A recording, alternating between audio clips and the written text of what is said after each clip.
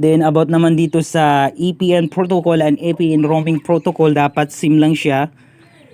Hindi nyo siya nagagalawin. Kung hindi pa nakalagay dyan yung IV4, so ilagay nyo siya guys. Okay, dapat SIM lang. And about naman dito sa barrier guys, kung malakas naman yung strength naman yung signal nyo, so ilagay nyo LTE and tanggalin yung unspecified. Kung hindi nyo naman masyadong kumakapit yung signal dyan sa inyo, so unspecified nyo lang ilagay, then tap nyo itong unspecified and alisin nyo yung LTE. So sa akin guys, LTE lang ilalagay ko kasi malakas naman ng net dito yung signal.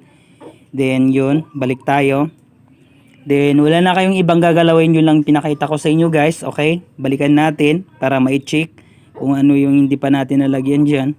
So try natin mamaya mag-speed test kung malakas talaga siya. So tap natin tong save.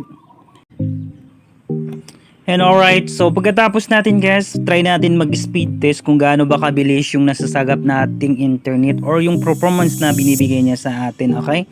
So search natin, speed test, and then try natin dito at makikita natin yung performance niya guys, kung talaga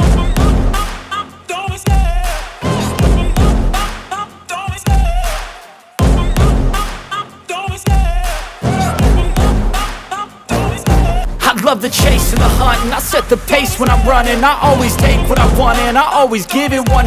Don't need a bank, no I'm funded. Play the game like it's nothing. I'm always thankful for something. Don't take for granted, stay humble. Now wake up, it's time to look at the enemy. Look in the mirror if he is no friend to me. It's not working out, maybe it's the chemistry. It's time to break up so I can make a better me. Better believe in your mind, cause it's everything. You can mold, shape, find almost anything. All it takes is some time and some clarity to find your identity. It's mine.